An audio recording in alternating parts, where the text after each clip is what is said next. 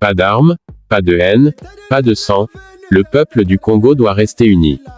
Par Mbuta Kongokalo, chef spirituel de la confrérie du totem corbeau noir, l'Afrique est une terre d'abondance, de mémoire et de royauté ancestrale. Mais trop souvent, ces peuples sont pris dans un cercle où le pouvoir devient une cage dorée, et non un trône de service. Chaque 5 ou 7 ans, les tambours de la politique résonnent dans nos villes et nos villages, c'est l'heure de l'élection présidentielle. Mais que voyons-nous? Des promesses vides, des sourires de façade, des billets qui circulent, des divisions ethniques et tribales, attisées comme du feu sur des braises anciennes. L'élection, qui devrait être un moment sacré d'union et de renaissance nationale, devient un champ de guerre entre frères. Pourquoi? Parce que nous avons oublié que le pouvoir, en Afrique, était autrefois lié au spirituel, au sacré, à la mission divine d'un chef comme serviteur du peuple.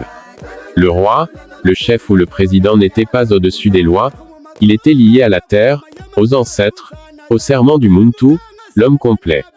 Un vrai président veille au bien de sa nation, au bien-être de ses citoyens, au respect de la dignité humaine.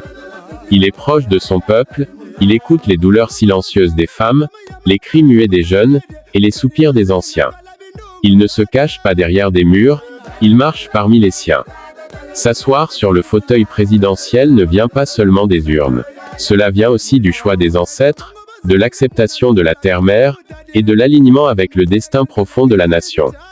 Car il ne suffit pas d'être élu, il faut être accepté par les esprits, sinon le règne devient un fardeau, et la nation, une plaie. Et surtout, le pouvoir ne dépend pas des armes. Il ne s'impose pas par la force, ni par la peur. Le vrai pouvoir naît de l'amour, de la connexion sacrée entre un président et son peuple.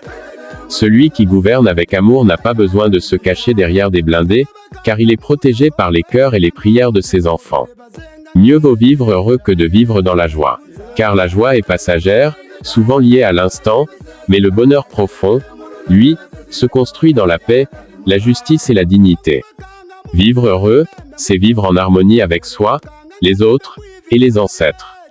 C'est plus que de rire. C'est être en paix. Nous n'avons pas besoin de nous diviser. Nord, Sud, Est, Ouest, nous sommes une seule nation, un seul peuple, une seule mémoire. Le sang noir coule dans nos veines, peu importe la langue ou la région. Ce qui nous unit est plus fort que ce qui nous sépare. Et c'est ensemble que nous devons bâtir l'avenir. Les élections approchent. Les énergies s'élèvent. Les ancêtres s'agitent. Le temps s'approche. Soyons unis, afin que le contraire ne nous surprenne pas. Changer de président n'est pas synonyme de réussite, ni d'amélioration automatique de nos conditions.